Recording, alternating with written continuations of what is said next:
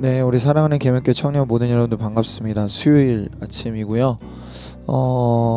오늘도 여러분들께서 아침에 이렇게 나와 주시고 또 새벽 기도회 때 또 얼굴도 볼 수 있고 해서 너무 감사했습니다.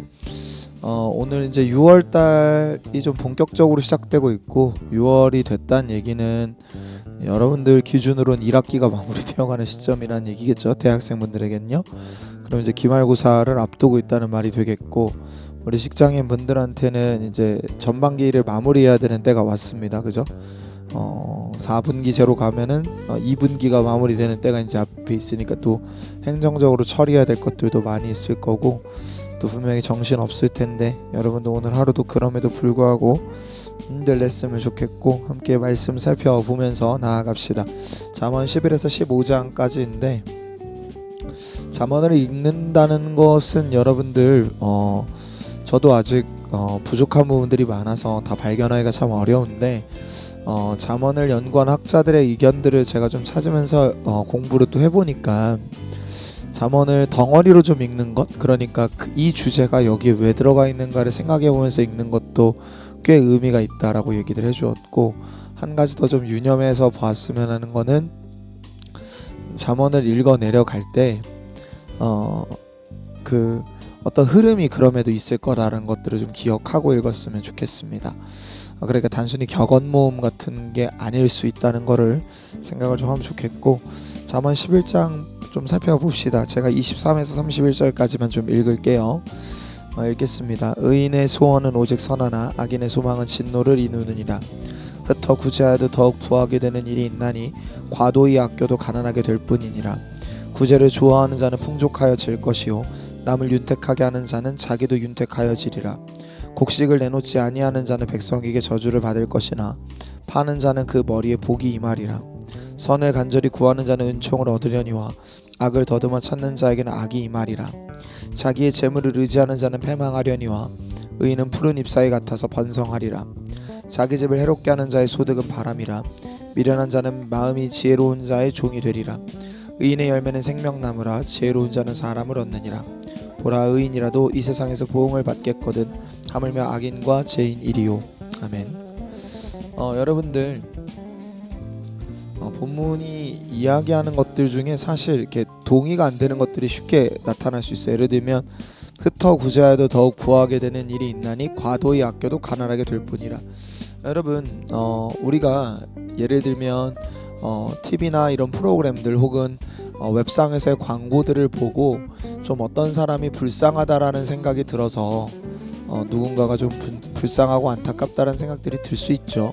그래서 그런 생각들이 들어서 일정 부분 뭐 단돈 몇만 원 혹은 또 뭐 어떤 기념 할때 또 몇만 원, 몇십, 10만 원 또 이상의 돈들을 한꺼번에 기부하는 일들도 있긴 할 겁니다. 그런데 여러분들 그것들이 몸에 배이고 일정 부분 꾸준하게 해낸다는 건 절대 쉬운 일이 아니에요. 왜냐하면 남을 위하여 내가 가지고 있는 것들을 흘려보낸다라는 건 분명하게 내 기준에서 볼 때는 손해가 나는 행동이기 때문에 그렇습니다. 그러니까 어렵지 않게 생각할 수 있지 않을까요? 남한테 5만 원을 주기 위해서 내가 5만 원을 아껴야 되고요. 남한테 10만 원을 주기 위해서는 내가 10만 원을 아껴야만 합니다.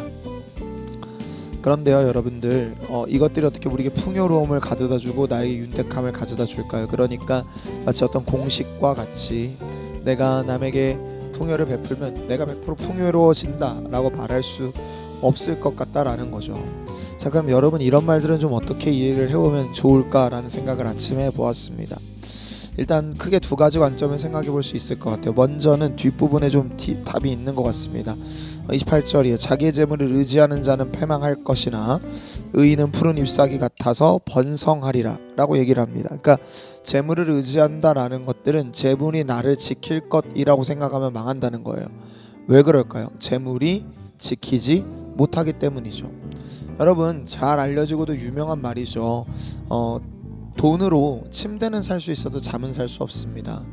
돈으로 좋은 건강보험을 들고 최고급 약재는 구할 수 있어도 건강을 살 수는 없고, 집으로 평수가 넓은 집은 살 수 있어도 가정은 꾸릴 수가 없고요.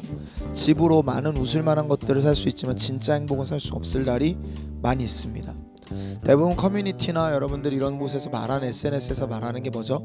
돈이 있으면 인생의 문제 9할이 해결된다라고 얘기를 해요. 예.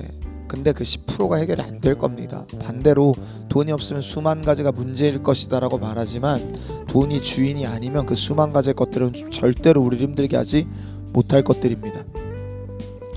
여러분 이 부분들을 한번 잘 생각해 볼 수 있어야 됩니다.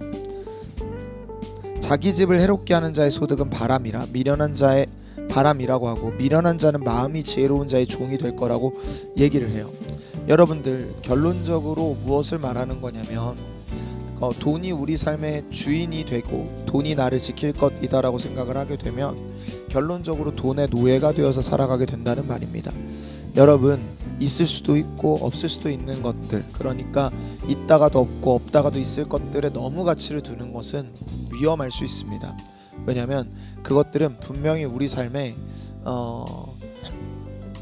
흔들 수 있는 것들인데 그것들은 언젠가 사라질 수도 있는 것들이고 어떤 순간에 바람이 불면 없어질 수도 있는 것들인데 그걸 내 삶의 기초로 둔다는 건 너무나 위험한 일이죠. 알고 있습니다. 돈이 없다라는 게 우리를 얼마나 두렵게 하는지는 저 역시도 잘 알지만 분명한 건 그것들이 우리 삶에서 주인 노릇을 할 수 있게 두어서는 안 되죠. 여러분 한번 좀 마태복음의 말씀에 가서 좀 생각을 해보죠. 너희의 재물을 이 땅에 있는 곳간이 아니라 하늘에 쌓아두라라고 얘기를 하십니다. 여러분 이 말이 무슨 헌금 많이 하고 돈 열심히 벌어가지고 뭐 교회를 위해서 써라 이런 의미가 아닙니다. 그러니까 뭐 예전 부흥사 목사님들이 말하듯 뭐 이 땅에서 교회 스타렉스 한 대물 했더니 저 하늘나라에도 스타렉스가 안 되세요. 그런 개념이 아니에요. 왜냐하면 여러분들 하늘에 쌓아두라는 얘기는 여러분의 마음의 중심을 하늘에 두라는 말일 것이고요. 우리의 마음을 하늘의 중심, 하늘에 둔다라는 것은 어떤 의미이냐면 우리의 소망이 이 땅에 있는 것들이 아님을 기억하면서 하는 것들입니다. 그러니까 물질이 주인이 원하시는 흐름에 따라 나아가도록 쓰라라는 것이죠. 그러다 보면 교회 헌금할 수도 있고 그러다 보면 누구를 위해 흘러갈 수도 있고 때로는 나를 위해서 쓰는 날들도 있어야 됩니다. 그러니 여러분들 너무 그런 것들에 매이지 말라라고 얘기하는 거예요. 왜냐하면 무언가에게 매이면 무언가의 노예가 되기 때문입니다. 여러분 오늘 하루도 어쩌면 여러분들은 경제적 활동을 하기 위해서 하루 종일 시간을 쓸 거예요. 돈을 버는 사람들도 있을 거고요. 누군가는 돈을 벌기 위해 공부를 하는 날들도 있을 겁니다. 그렇게 인생의 목적과 방향이 정해지지 않을 수 있도록 살아내라는 겁니다. 돈이 목표인 회사 생활이 되지 않도록 하십시오. 하나님의 뜻에 따라 선용할 무언가를 얻기 위한 과정임으로 이해해 주십시오. 학생 여러분들도 마찬가지입니다. 더 나은 자본주의 사회의 도구가 되기 위해 공부하는 게 아니라 하나님 나라의 소명을 위해 사명을 위해 지금 나아가고 있음을 기억해 주십시오. 그러니까 예수 그리스도로 말미암아 얻은 새로운 정체성에 입각한 비전과 시각이 여러분 눈에 있어야 된다라는 말을 하고 싶은 겁니다. 그러니 27절입니다. 선을 간절히 구하는 자는 은총 헤세드를 얻을 것이다. 그러니까 선을 구하는 방향성에 살아낼 때 우리에게 때를 따라 돕는 하나님의 은혜가 또 제공되는 것도 경험할 거예요. 그리고 이 경험이 쌓여야 결론적으로 돈이 우리 인생의 주인 노릇을 못합니다. 그러니 여러분 오늘 하루도 이런 것들을 경험하며 나아가는 여러분 모두가 될 수 있기를 축복합니다. 기도할까요? 하나님 감사합니다. 우리가 또 오늘 하루를 살아내도록 하루를 허락하셨사오니 돈이 우리 삶의 주인이 되지 않게 하시고 주어진 것들을 주의 뜻에 따라 선용하는 법을 알아가는 우리 되도록 도우소서. 아버지께서 우리 위에 함께 하시고 우리를 통해 일하실 것들 믿고 감사드리며 우리를 구원하신 나사렛 예수 그리스도 이름으로 기도했습니다. 아멘.